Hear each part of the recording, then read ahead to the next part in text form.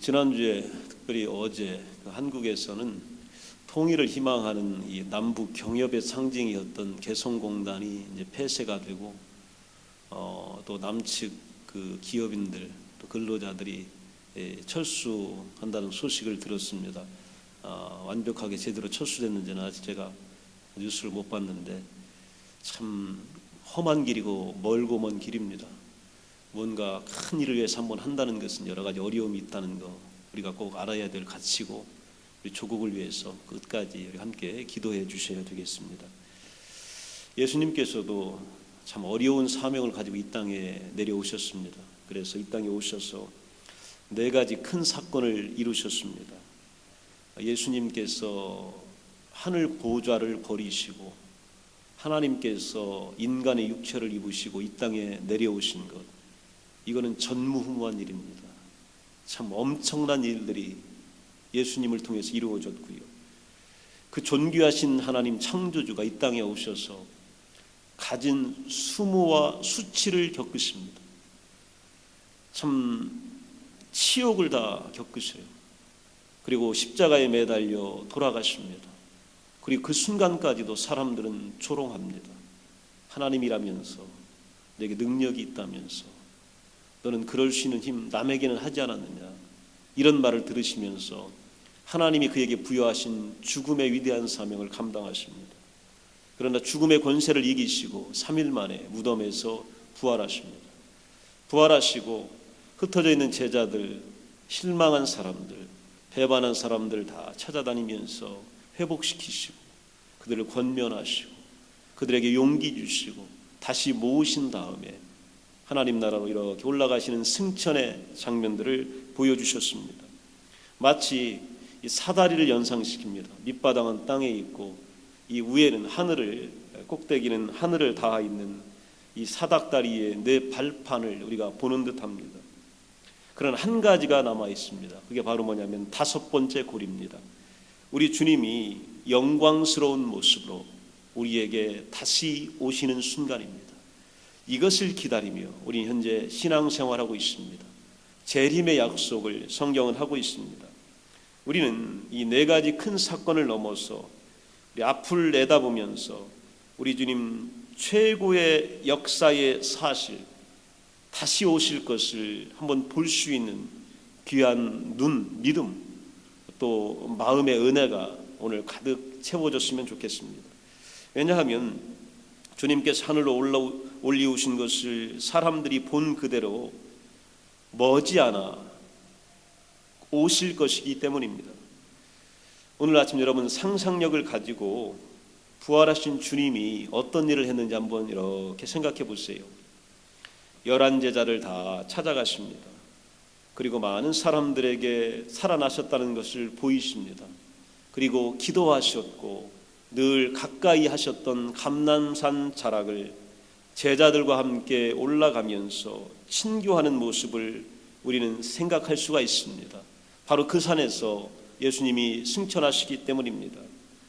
이 스펄전 목사님은 그 상상을 하면서 예수님이 가장 많이 방문했을 장소, 아마 가장 기쁘게 찾아갈 장소가 베다니의 3남매의 집이 아니겠느냐, 이렇게 말씀하십니다. 그 사역의 어려움 속에서, 우겨쌈을 당하는 그 상황에서 모든 사람들이 공격하고 모든 사람들이 잘못을 찾으려고 하는 그때예요. 예수님은 마르다, 마리아, 이 나사로가 사는 그 집에 가셔서 식사하시고 위로받으시고 휴식도 취하시고 또 그들과 대화하시면서 참 좋은 시간을 보내셨습니다. 아마도 예수님은 부활하신 후에 또다시 이 베다니의 3남매의 집을 여러 번 찾으셨을 것이다, 이렇게 생각이 됩니다. 왜냐하면 주님이 사랑했던 곳이기 때문입니다. 우리 주님은 사랑했던 사람들을 더 많이 찾으십니다. 그리고 사랑했던 장소를 기억하고 계십니다. 그리고 주님이 머물렀던 장소를 늘 잊지 않고 계십니다. 오늘 9절에 보면 40일 동안 세상에 계시다가 순식간에 제자들이 바라보고 있는 동안 공중으로 이렇게 올라가셨습니다. 갑자기 빛나는 구름이 하나님의 전차인 양 주님을 데리고 갑니다. 그 구름이 사람들의 눈에서 주님을 그냥 감추어 버립니다. 확 둘러싸 버립니다. 제자들은 아주 자연스럽게 그 지점에 시선을 고정시키고 있습니다. 주님이 사라진 그 지점, 그 하늘을 지금 바라보고 있습니다. 제자들은 그곳을 떠나지 않고 놀라움에 사로잡혀 여전히 위를 끝없이 바라보며 서 있습니다.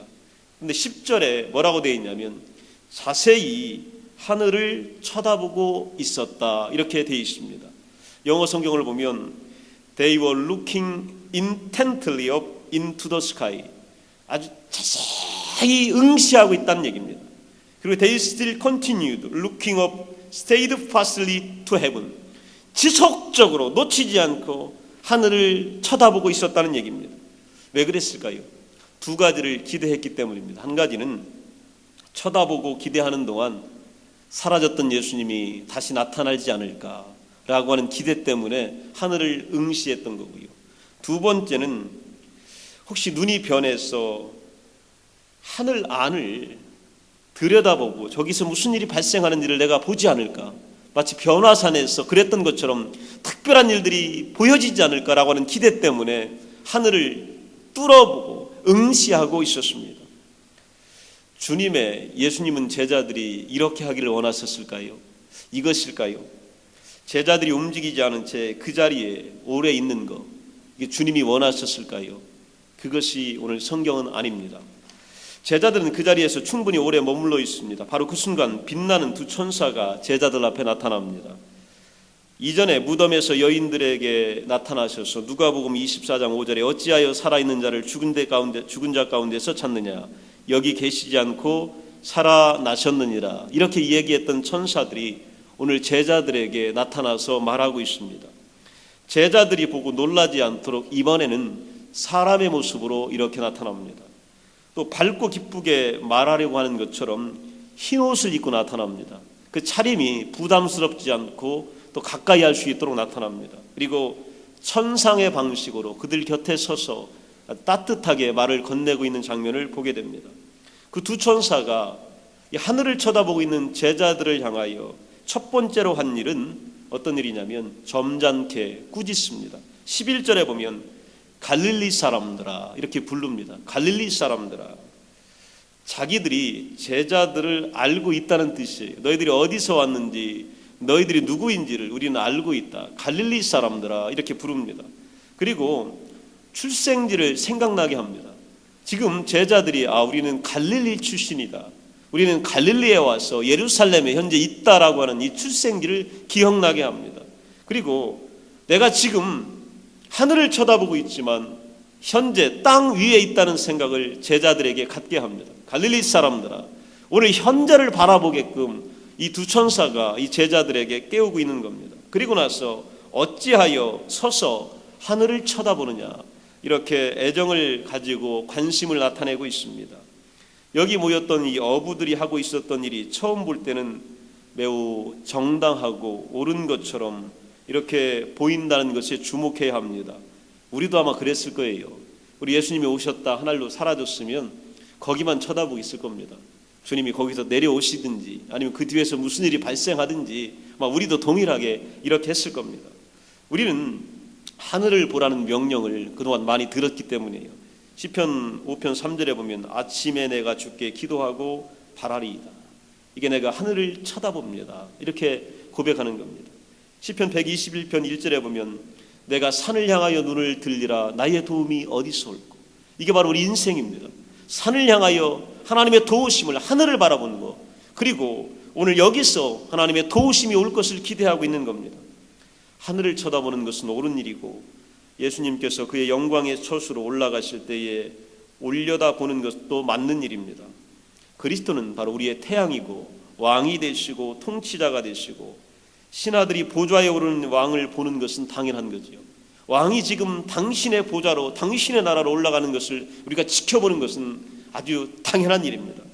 제자들이 하늘을 쳐다보는 데는 전혀 잘못이 없습니다. 그러나 그들은 올려보는 데서 조금 더 나갔습니다. 오늘 성경에 보면 뭐라고 되어 있냐면 자세히 쳐다봤다. 예수님을 이렇게 올려다보는 데서 그친 것이 아니라 intently, 아주 자세히 그리고 응시했다는 겁니다. 무슨 일이 일어날까 하고 쳐다봤다. 호기심을 가지고 하늘을 쳐다본 겁니다. 스펄전 목사님은 이런 말씀을 하십니다. 옳은 일도 과도하게 하면 잘못이 될 수 있다. 또 보는 것은 지혜로운 일이지만 자세히 쳐다보는 것은 어리석은 일이다. 칭찬받을 일, 비난받을 일은 때론 백지장 한 장 차이밖에 나지 않는다. 정확히 옳은 길은 흔히 칼날처럼 굉장히 좁다. 오른쪽이나 왼쪽으로 치우치지 않는 사람은 지혜로운 사람임에 틀림없다. 오늘 천사들이 제자들을 점잖게 꾸짖는 이유는 과학기 때문입니다. 너무 자세하게 하늘을 쳐다보고 있었기 때문입니다. 빈하를 올려다보는 것은 아무 소용없는 일입니다. 하늘에서 그리스도가 더 이상 보이지 않는다면 하늘을 자세히 쳐다보는 일은 헛된 일이기 때문입니다. 예수는 푸른 하늘에서 사라졌고 구름이 실제로 주님을 가렸을 때에 하나님께서 친히 휘장을 내리셨는데 계속해서 하늘을 쳐다봐야 할 이유가 우리들에게는 없습니다. 예수님은 떠나가셨고 하나님은 가리셨기 때문에 이제는 우리는 더 이상 그것을 바라봐야 될 이유가 없기 때문입니다. 영국의 유명한 주석자 맷 헨리 이 목사님은 이렇게 이야기합니다. 지나친 호기심이 하나님의 영광이 숨기려고 하는 것을 들여다보고 싶을 때가 있다 이렇게 말합니다. 신앙 가운데 여러분 이런 것들이 우리 가운데 있습니다. 지나치게 하나님에 대하여 하나님의 경륜과 섭리와 예정과 하나님의 신비로움에 대하여 우리가 너무 많이 알고 싶을 때 그럴 때가 우리들에게 있기 때문입니다. 비밀로 감추어진 문제들을 더 이상 만지지 말고 내버려 두고 분명히 계시된 것들 이런 것들을 지키는데 하나님이 주신 법을 지키는데 만족하도록 하는 것 이것이 바로 우리가 지금부터 해야 할 제자들의 삶이다. 이렇게 우리를 권하고 있는 것입니다. 11절에 보게 되면 이 천사들이 뭐라고 하냐면 이들이 주님을 설명하기를 이 예수라고 이야기합니다. 올라가는 이 예수, 이 예수가 뭐냐면 영어 성경으로 this same Jesus입니다.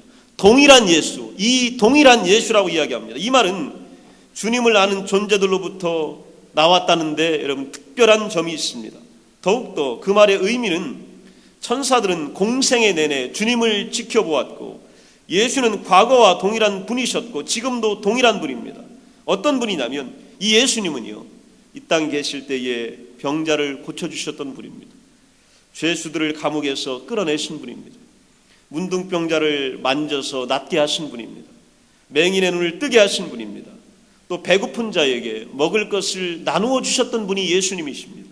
외롭고 슬픈 자를 찾아가서 위로해 주시고 그들의 눈물을 닦아줬던 분이 바로 예수님이십니다. 가난한 과부의 헌신을 지켜보시면서 그를 칭찬하고 축복하셨던 분이 바로 예수님입니다. 죄인을 사랑하실 때 끝까지 사랑하신 분, 그분이 바로 예수님이십니다. 이 예수님은 이 땅에 오시면서 이런 일을 하시다가 멸시와 천대와 무시와 모욕과 조롱을 당하신 분입니다. 이 예수님이 그대로 하나님 나라로 올라가신 것입니다. 지금 하늘에 계신 그분이 땅에 계셨던 우리의 예수님이십니다. 우리 하나님 보좌 우편에 앉아 계신 예수 그리스도가 여러분이 가장 힘들 때에 우리를 일으켜 세워주셨던 그분입니다. 모두가 다 나를 버릴 때에 나와 함께 하셨던 그분입니다. 나의 죄를 오늘도 사하시기 위하여 십자가에서 피 흘려 죽으셨던 예수 그리스도 그분이 하나님 나라 보좌 우편에 앉아 계십니다. 동일한 예수, this same Jesus라고 이렇게 말하고 있습니다. 장차 오실 분이 하늘에서 내려오실 분이 바로 그분입니다.